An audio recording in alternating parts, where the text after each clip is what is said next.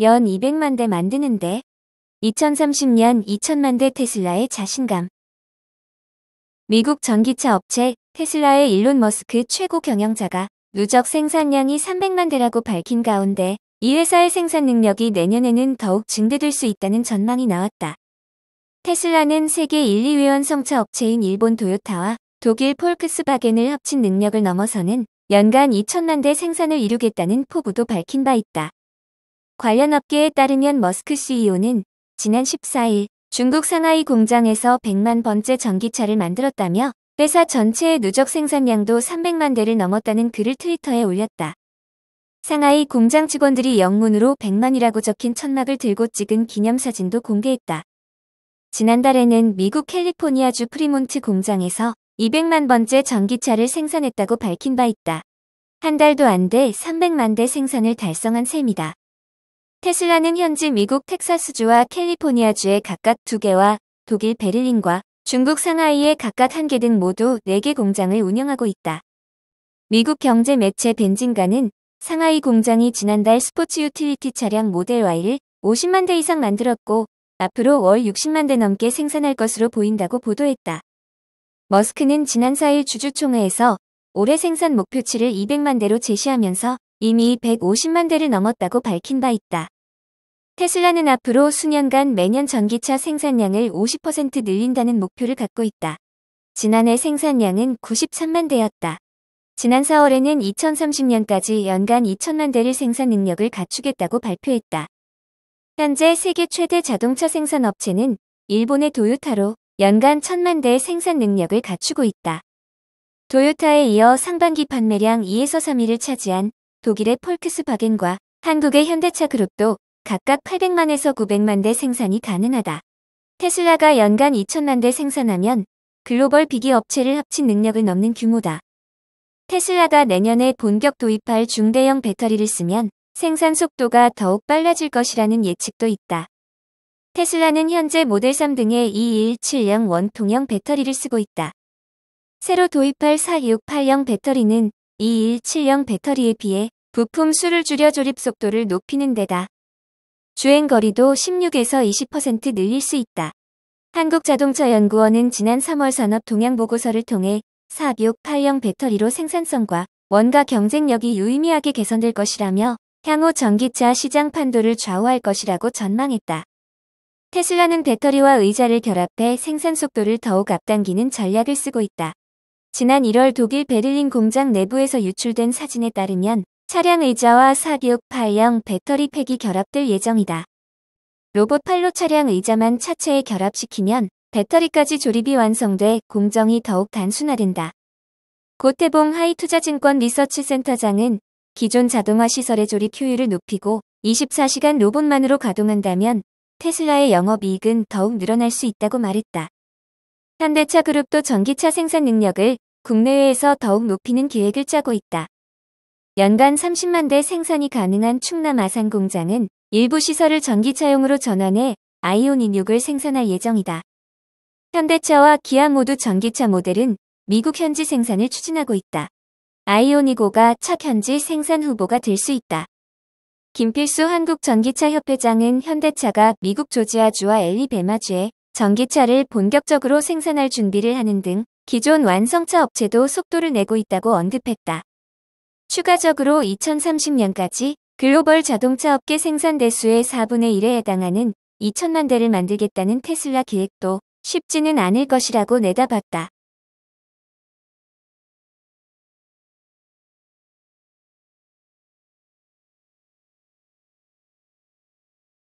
조지 소로스 리비안 팔고 테슬라 샀다.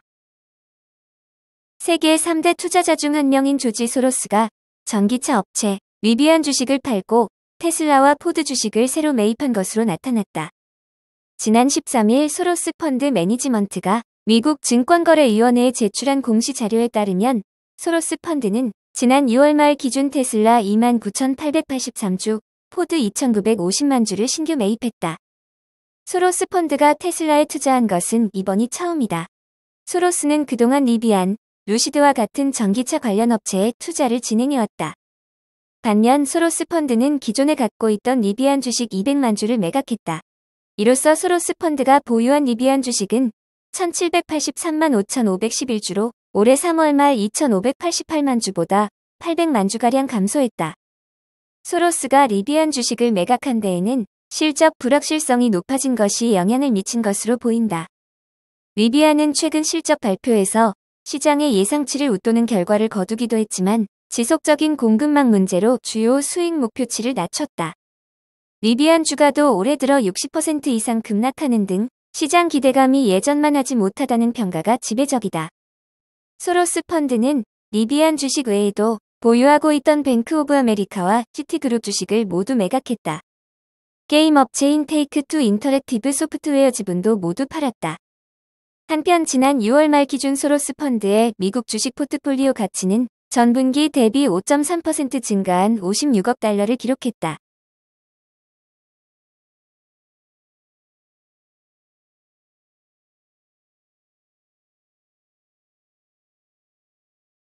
애플, 탈중국 속도 내나.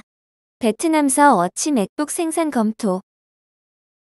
애플이 애플워치와 맥북을 베트남에서 생산하는 방안을 검토하고 있다고 니케이 아시아가 사안을 잘 아는 내부 소식통을 인용해 보도했다. 보도에 따르면 애플 납품업체인 중국의 럭스쉐어 정밀과 대만의 폭스콘은 이미 베트남에서 애플워치 시험 생산에 돌입했다. 애플은 또 납품업체들의 노트북 컴퓨터인 맥북도 베트남에서 생산할 수 있도록 현지 생산 라인 건립을 요청했다고 니케이 아시아는 덧붙였다. 다만 노트북 생산 기지를 베트남으로 옮기는 작업은 비교적 더디게 진행되고 있다고 한다. 노트북 컴퓨터는 더 광범위한 공급망이 필요하다는 점, 코로나19 팬데믹으로 인한 공급망 작동 차질이 완전히 해소되지 않았다는 점 등이 지연 이유로 꼽힌다. 애플, 폭스콘, 럭스쉐어 정밀 등은 니케이 아시아, 로이터 통신 등의 관련 질의에 응답하지 않았다. 그동안 주요 제품 생산을 중국에 크게 의존했던 애플은 생산 기지를 중국 외 다른 지역으로 다양화하는 작업을 꾸준히 진행 중이다. 미국과 중국의 냉전식 관계 경색이 심해져 지정학적 위험성이 커지는 데다가 고강도 봉쇄가 반복되는 제로 코로나 정책으로 중국 업체들의 생산 안정성도 저해되고 있어서다. 애플은 세계 제2의 스마트폰 시장으로 주목받는 인도에서도 올 초 아이폰 13 모델 생산을 시작한 바 있다. 아이패드도 곧 인도에서 생산이 시작될 전망이다. 베트남, 멕시코 등도 주요 생산지로 미국 빅테크 업체의 주목을 받고 있다고 로이터 통신은 덧붙였다.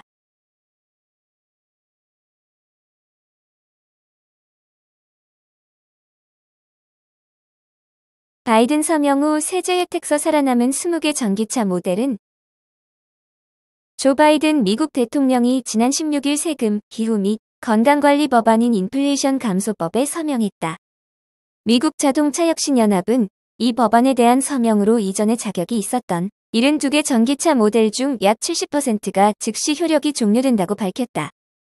바이든 행정부는 이 법안에 따라 약 20개 전기차 모델이 2022년 말까지 최대 7,500달러의 세금 공제를 받을 자격이 있다고 밝혔다. 세금 공제를 받으려면 북미 지역에서만 생산돼야 하며 전기차에 장착되는 배터리와 광물도 새로운 제한을 맞춰야 하고 가격 및 소득 한도도 지켜야 한다.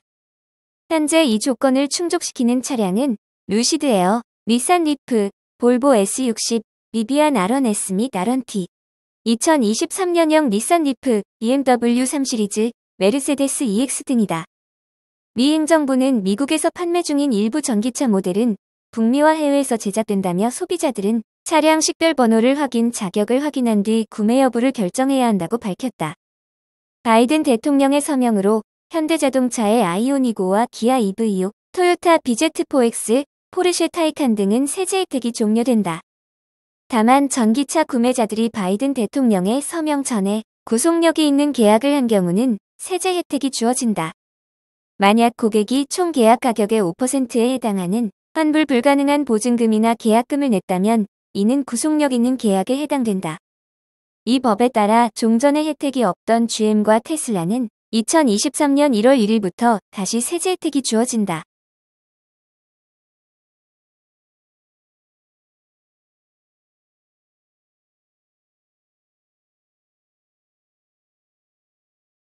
중국 국영항공사, 인터넷 기업도 뉴욕 증시 자진 상폐 가능.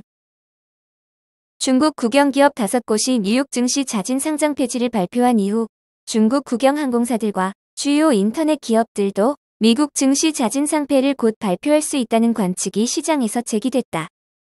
덴마크 sakso은행의 중화권 시장 전략가인 레드먼드 웡은 미중 간 대립 격화로 중국이 미국 규제 당국에 양보할 가능성이 점점 줄어들고 있다고 전망했다. 특히 중국 동방항공과 남방항공이 미국 증시 자진 상패 결정을 내놓을 가능성이 있다고 예상했다.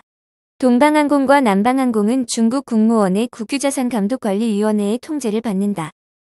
앞서 지난 12일 중국 국영석유회사인 중국석유화공그룹과 자회사인 상하이석유화공, 중국석유, 중국알루미늄, 중국생명 등 5개 기업은 공시를 통해 뉴욕 증시의 자진 상패를 통보했다고 밝혔다. 동방항공과 남방항공은 1997년 미국 증시 기업 공개를 통해 2억 2,700만 달러, 6억 3,200만 달러를 각각 조달했다. 두 항공사 모두 홍콩과 중국 증시에도 상장됐다. sakso은행의 웡 전략가는 이어 수많은 중국 개인들과 기업, 기관들에 대해 막대한 양의 민감한 정보를 가진 중국 인터넷 플랫폼 기업들도 미국 증시를 떠날 가능성이 있다고 분석했다. 그는 미국 규제 당국의 잠재적 퇴출 명단에 들어있는 알리바바와 핀도더, JD.com, 바이두, 소우.com, 웨이보, 비리비리, 아이치이, K홀딩스, 텐센트 뮤직 엔터테인먼트 그룹을 자진 상패 후보로 지목했다. 미국은 오랫동안 회계감독기구인 상장기업 회계감독위원회가 미국 증시에 상장된 중국 기업을 조사할 수 있어야 한다고 요구했지만 중국은 주권을 내세워 이들 기업이 감사에 직접 응하는 것을 제안해왔다. 미국은 2020년 말 자국의 회계 기준을 충족하지 못하는 외국 기업을 증시에서 퇴출하도록 규정한 외국회사 문책법을 도입, 자국 증시에 상장된 중국 기업 273개사의 퇴출을 예고했다. 중국 회사들을 겨냥해 제정된 이 법은 미국의 회계감사를 3년 연속 통과하지 못한 외국 기업을 미국 증시에서 퇴출하는 내용이 핵심이다.